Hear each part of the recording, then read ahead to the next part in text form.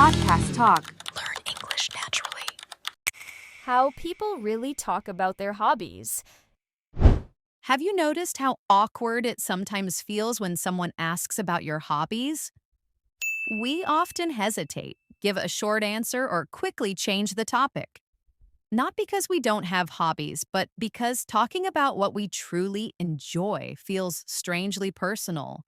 In real conversations, that small hesitation says more than a long explanation. And this is exactly how everyday English actually sounds. Welcome to Off Script English. I'm Ethan. This channel is about how English actually sounds when people talk naturally. No perfect answers, no textbook scripts. Just real conversations, real pauses, and real reactions. And today we're talking about hobbies, not as a list, but as part of everyday life. And I'm Maya. I love this topic because hobbies sound simple, but in real conversations, they're not. People rarely say, my hobby is photography. They hesitate, laugh, or say, I don't know if it counts. And that hesitation tells us a lot. When people start talking about their hobbies, something interesting happens. They often minimize what they do, even if it takes a big part of their life. You hear phrases like, it's just a small thing, or I don't do it that often. Even when they actually care deeply, this isn't about English at all. It's about not wanting to sound boring, obsessed, or judged. In real conversations, hobbies expose a personal side, and people instinctively protect that. Understanding this helps learners realize that hesitation is normal. It's not a language problem. It's a human reaction. Yes, and this is why hobby talk rarely sounds confident or polished. People are thinking while they speak. They test the reaction of the other person. They might laugh, pause, or soften their words. I've noticed that learners often think they need to sound sure and clear, but real conversations are messy. People adjust in real time. They watch faces, tone, and energy. When learners allow themselves to speak this way, their English suddenly feels more natural. Not because it's perfect, but because it's real. I think this is where many learners get stuck. They wait for the right moment to talk about hobbies. A clear question. A clear answer. But real conversations don't work like that. Hobbies appear in stories, complaints, jokes, or small details.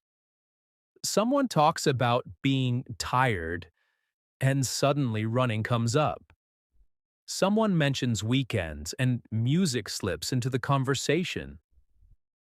If you're waiting for structure, you miss the moment. Real English happens in these unplanned transitions. Another thing I've noticed is that people rarely talk about hobbies in a proud or confident way right away. Even when they love what they do, they often soften it first. They say things like, I just do it for fun, or it's nothing special. This usually happens because hobbies are tied to identity. When you talk about them, you're showing a piece of yourself. In real conversations, people want to feel safe before they open up. That's why hobby talk often starts small and grows slowly depending on how the other person reacts. Yes, and this is why reactions matter so much in these moments. A simple response like, that's interesting, or how did you get into that, can completely change the direction of the conversation. When someone feels encouraged, they open up more. When they feel judged or ignored, they shut down. Learners sometimes focus only on what to say next, but real conversations depend just as much on how you respond. Showing curiosity is often more important than giving information. I've also noticed that hobbies are often used as conversation bridges. People don't talk about them to explain their interest, but to connect experiences. Someone mentions cooking, and suddenly they're talking about family, culture, or memories. Hobbies become a way to move the conversation forward without forcing it. For learners, understanding this changes everything. You stop treating hobbies as a topic and start seeing them as a tool for connection. And once learners see hobbies this way, conversations feel much lighter. You're no longer trying to impress or explain yourself perfectly. You're just sharing moments. That's why real English doesn't sound prepared. It sounds responsive. When you talk about hobbies naturally, you're not giving answers. You're building interaction. And that mindset makes English easier to use even when your vocabulary is simple. Something else happens when people talk about hobbies in real life. They often start with distance and slowly move closer. At first, they give safe details, something neutral or casual. But if the other person reacts with interest, the story changes. The voice becomes more animated. Examples appear. Emotions come in. I've seen people go from, oh, it's just a small thing, to sharing memories, routines, even personal struggles connected to that hobby. This doesn't happen because of good language skills. It happens because the conversation feels safe. And that's an important lesson for learners. People open up when they feel accepted, not when the English is perfect. Yes, and this is why reacting matters more than explaining. You don't need advanced vocabulary to keep the conversation going. Simple reactions like, that sounds meaningful, or I can see why you enjoy that, can completely change the energy. Learners often think they must add information, but real conversations grow through acknowledgement. When someone feels understood, they naturally continue. I've noticed that even very quiet people talk more when their hobby is met with curiosity instead of evaluation. That's how conversations expand, not by adding words, but by creating space. Another interesting thing is how hobbies are rarely presented as achievements in casual conversation. People don't usually list skills or results. Instead, they talk about feelings, how the hobby helps them relax, focus, or escape routine. That emotional layer is what makes hobby talk relatable. For learners, this is important. You don't need to describe what you do perfectly. You can talk about how it makes you feel. That shift from description to emotion instantly makes your English sound more natural and human. I agree, and I think this is where many learners underestimate themselves. They think their English is too simple to express something personal, but simple language is often enough. Saying, it helps me calm down, or it clears my head, communicates a lot. Real people don't expect polished storytelling. They respond to honesty. When learners stop translating complex thoughts and start sharing simple feelings, the conversation becomes easier for everyone involved. And this is why talking about hobbies can be such a powerful part of learning English. It's not about vocabulary lists or perfect answers. It's about learning how to share small parts of yourself in conversation. When learners practice this, they stop feeling like outsiders. They start feeling included. And that sense of inclusion changes everything. English stops being something you use carefully. It becomes something you use naturally as part of real interaction. Maya, there's also a common moment that happens when hobbies come up. People try to make their hobbies sound normal. They fear being seen as weird, intense, or childish. So they add little explanations like, it's just a way to relax, or I'm not that serious about it. And what's interesting is that native speakers do this too. It's not a learner thing, it's a social thing. In real English, people often package their hobby in a way that feels acceptable to the listener. And if the listener responds warmly, the person usually becomes more honest and more detailed. That's a pattern learners can copy because it's realistic and it lowers pressure in conversation. Yes, and that's why the best way to talk about hobbies isn't to name them like a label. It's to bring them into a story. Instead of, I like painting, people say, I started painting during a stressful time, or I paint when I need to clear my head. A hobby becomes part of a situation, and situations are easier to connect with. When learners practice speaking in stories, they stop sounding like they're answering an interview. They sound like they're sharing life. Ethan, I think that's the secret.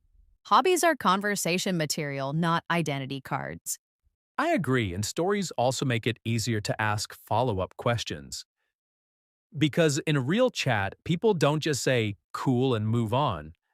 They ask small questions that show attention, like, how did you get into that? Or igen, do you do it alone or with friends? Those questions keep the topic alive without turning it into an interview.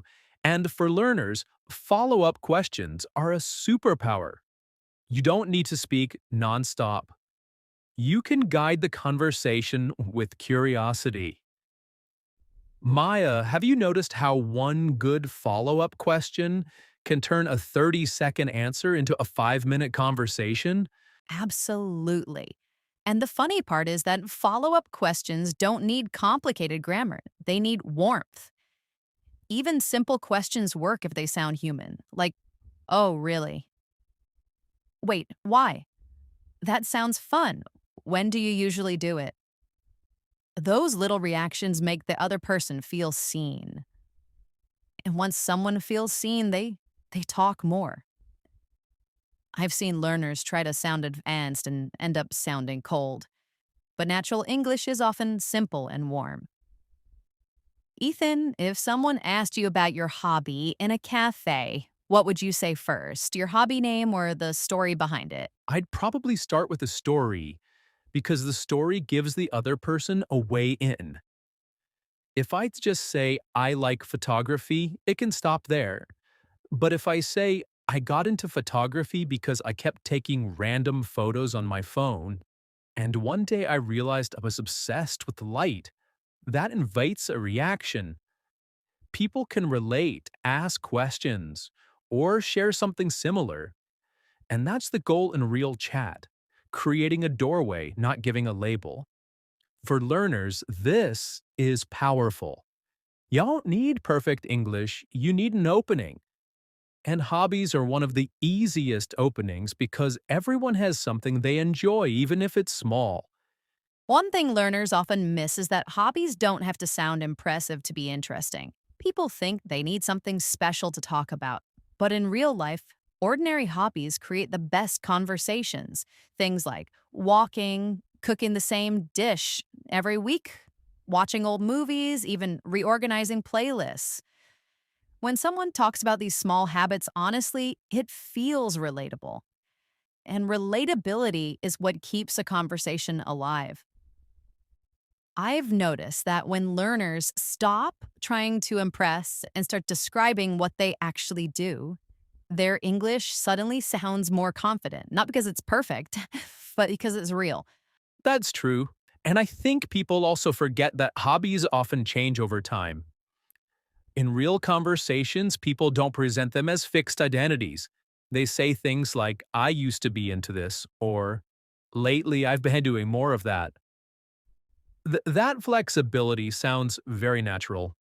Learners sometimes lock themselves into one answer, as if it must stay the same forever. But English allows movement. You can show growth from boredom, curiosity, or change. And when you talk about hobbies as something evolving, the conversation feels more alive and less rehearsed. Yes, and that also removes pressure. You don't need to defend your hobby or explain why it's worth your time. You can simply describe where you are with it right now. Maybe you enjoy it less than before, or maybe it's something you come back to when life slows down. That honesty makes conversations lighter. Learners often think they need strong opinions, but real chats are full of uncertainty and softness. Saying, I'm not as into it as I used to be, is just as natural as saying, I love it. And that softness is exactly what makes English sound natural. Real conversations are rarely sharp or perfectly structured. They move slowly, circle around topics, repeat ideas in different ways. Learners sometimes worry about repeating themselves, but repetition is normal in speech. When people talk about hobbies, they often say the same thing twice, just with a different feeling. It's not a mistake. That's how spoken English breathes. I think that's a powerful thing for learners to hear. You don't need to perform English. You don't need to sound impressive. You just need to sound present. Talking about hobbies is really practice in being present in conversation. When learners allow themselves to be imperfect, curious, and a little unsure, their English becomes easier to listen to and, more importantly, easier to respond to. That's when real dialogue begins. Another thing that often comes up in real conversations about hobbies is comparison. People don't always say it directly, but it's there. Someone mentions their hobby and immediately adds, but I'm not very good at it. Or, it's nothing serious. Hey, this isn't about skill. It's about protecting themselves from judgment. Native speakers do this all the time. They soften their statements to keep the conversation comfortable. For learners, this is important to notice. Sounding natural isn't about sounding confident all the time. It's about sounding aware of the other person. That small self-softening makes English feel socially fluent, not just grammatically correct. Yes, and what's interesting is that this kind of language actually invites connection. When someone says, I'm still learning, or I'm not amazing at it, it opens space for the other person to relate. It feels human. Learners often think they need to present themselves strongly, but strength in conversation often comes from vulnerability. Talking about hobbies is one of the safest places to practice that. You can be unsure, casual, even playful, and it still sounds natural. That's why hobby talk feels so different from textbook dialogues. And there's also rhythm. Real conversations about hobbies rarely move fast. People pause, think, correct themselves, go back. Learners sometimes rush because they think silence is bad. But short pauses are normal. They show thinking, not weakness. When someone talks about something they enjoy, they often slow down without noticing. That slower rhythm gives the listener time to connect. For learners, allowing that rhythm is key. You don't need to fill every second with words. Let the hobby breathe in the conversation. I love that idea. Letting the hobby breathe, because when learners stop rushing, they start noticing reactions. A nod, a smile, a small comment. Those signals guide the conversation more than grammar rules ever will. I've seen learners speak less but communicate more simply by slowing down and paying attention. Talking about hobbies becomes a shared moment, not a performance. And that shift changes how English feels. ID Creed becomes cooperative, not stressful. And maybe that's the biggest takeaway for learners. Hobbies are not about information. They're about connection. You're not sharing facts. You're sharing time, attention, and curiosity. When you approach hobby talk this way, English stops feeling like a test. It becomes a bridge. And bridges don't need perfect structure. They need balance. If learners remember that, their conversations will naturally feel longer, deeper, and more comfortable. I think this is the moment where many learners realize something important. Real conversations aren't built on perfect answers. They're built on attention, patience, and small, honest signals. Talking about hobbies is just a mirror of that. When you allow yourself to be ordinary, a little unsure, and genuinely interested in the other person, English stops feeling heavy. It becomes something you use to connect, not to impress.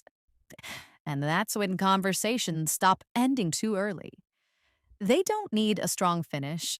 They naturally continue or end softly without pressure. That's real English. And if there's one thing we want listeners to remember, it's this.